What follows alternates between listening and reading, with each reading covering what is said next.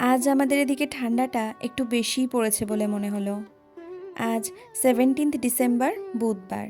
কিছুটা টাইম ছিল হাতে আজ সকালে, তাই একটু প্রাণায়াম করলাম আর গাছেদের সাথে বেশ কিছুটা সময় কাটালাম। আজকে বাড়িতে আমি আর মানি ছাড়া কেউই ছিল না।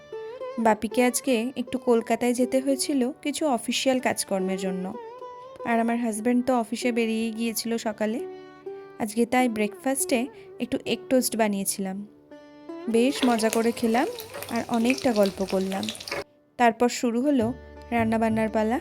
আজকে রান্নাটা মানিই করেছিল। শীতকালীন সবজি দিয়ে অনেক দিন ধরেই ভাবছিলাম খিচুড়ি বানাবো, তা মানি বলল আজকে মানিই বানাবে। এর সাথে করেছিল বক ফুলের বড়া আর বেগুন ভাজি।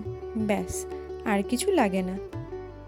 এমনিতেই খিচুড়ি অনেক পছন্দের আমাদের সকলেরই। দুপুরবেলায় খাওয়া দাওয়া সেরে একটু ছাদে গেলাম, গায়ে রোদ লাগালাম আর একান্তে বেশ কিছুটা সময় কাটালাম। আজকের দিনটা এইভাবেই কাটলো।